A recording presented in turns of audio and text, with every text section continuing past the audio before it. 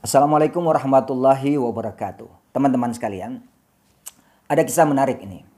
Ada seorang kawan saya yang datang kepada saya. Dia curhat gini, "Bang, kemarin itu saya diundang untuk menjadi narasumber di sebuah event yang cukup besar, levelnya nasional. Bayangkan, teman saya ini diundang sebagai pembicara, sebagai narasumber di sebuah event yang skalanya nasional.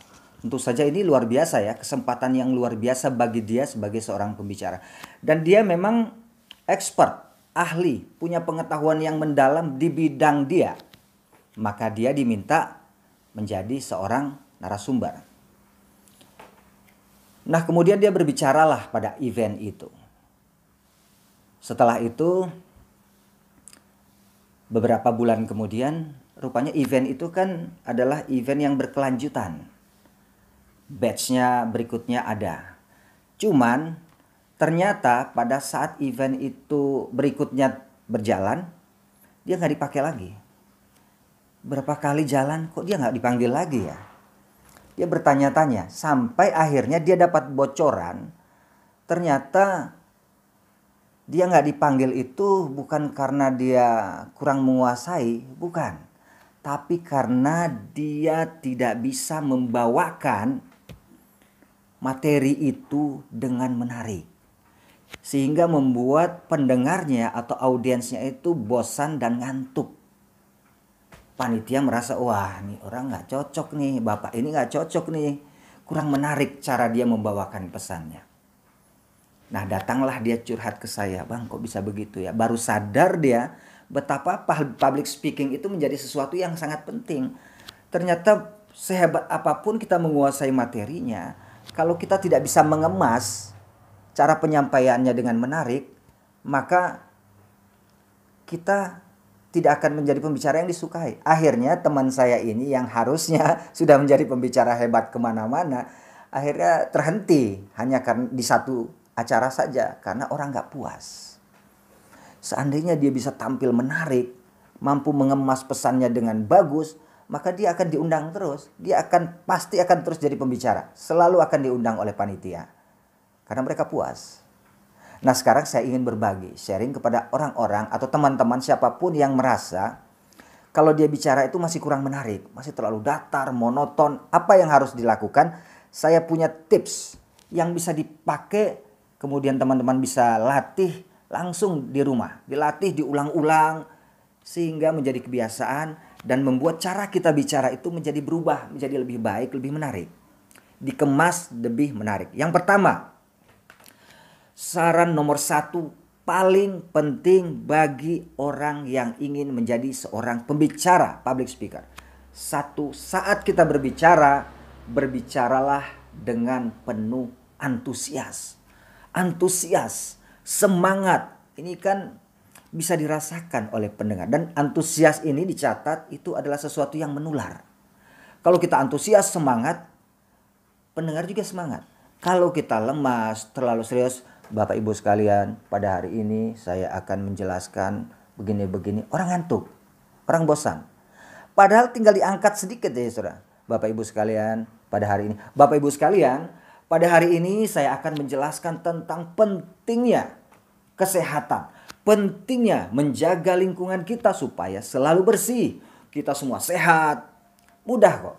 Semangat, antusias. Tunjukkan rasa bahwa kita sangat suka menjelaskan itu kepada audiens. Ini penting dan ini sangat berpengaruh terhadap cara kita bicara nantinya. Jelas ya? Yang kedua, gunakan body language. Gunakan intonasi yang bervariasi. Kalau kita seringkali ada orang yang megang mic itu dari awal sampai akhir begini aja. Menjelaskan sesuatu, selamat pagi, dada dada dada, dada dada dada, dada dada dada, gini-gini aja. Padahal kalau dia mau sedikit ngangkat ekspresi wajah, tangan ke sana ke sini, memperhatikan, Bapak Ibu sekalian, ada 3 hal penting. Gunakan jari. Yang 1, yang 2, yang 3, intonasinya bervariasi, body language-nya alami, natural, enak. Itu akan merubah cara bicara kita. Orang tidak akan bosan. Itu yang kedua. Yang ketiga, kuasai yang namanya teknik storytelling. Sebenarnya apapun materi yang kita jelaskan, itu kita bisa memasukkan cerita-cerita yang relevan dengan konten yang kita sampaikan. Pasti ada cerita kok, pasti ada cerita bidang apapun, hal yang paling teknis sekalipun pasti ada cerita yang bisa kita sampaikan yang membuat pesan itu menjadi lebih menarik. Yang ketiga ya.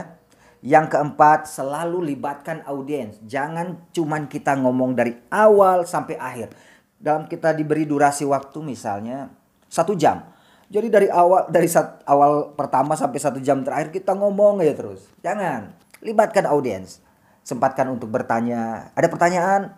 Atau apakah penjelasan saya cukup jelas? Atau saya mungkin berbicara terlalu lambat, terlalu cepat? Bagaimana? Apakah ibu setuju dengan apa yang saya sampaikan? Coba angkat tangan. Siapa yang begini-begini dan begitu-begitu? Coba angkat tangan. Siapa yang begini? Siapa yang berasal dari sini? Ada aja cara kita untuk kita melibatkan audiens. Baik kita bertanya ataupun memberikan instruksi atau apa saja. Sehingga audiens itu merasa dianggap ada. Kalau istilah Jawanya itu diuwongke, dimanusiakan, dianggap ada. Mereka bukan patung yang mendengarkan kita, tapi orang. Oke?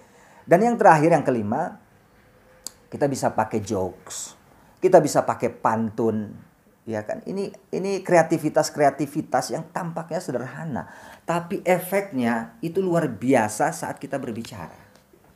Nah, inilah kira-kira 5 hal yang bisa teman-teman pakai, teman-teman latih, lakukan saat kita bicara, sehingga nantinya dimanapun kita bicara, siapapun yang jadi audiensnya itu mereka akan senang. Apalagi kalau kejadian seperti kawan saya itu tadi. Jadi yang senang nanti bukan cuma audiens, IO atau panitia yang mengundang dia juga akan senang, sehingga dia akan terus dipakai. Karena panitia merasa enak nih pakai Pak ini enak nih pakai Bu ini, orangnya asik, menjelaskannya bagus, menguasai materi, penonton senang, penonton puas atau peserta menjadi puas, ya kan? Pembicara-pembicara lain juga senang dengan kehadirannya. Nah, inilah yang harus kita lakukan. Mudah-mudahan ini menjadi jalan bagi siapapun teman-teman yang akan menjadi pembicara, yang punya niat menjadi seorang public speaker, sehingga bisa menaikkan levelnya menjadi pembicara yang disenangi dan disukai. Semoga ini menginspirasi. Terima kasih. Assalamualaikum warahmatullahi wabarakatuh.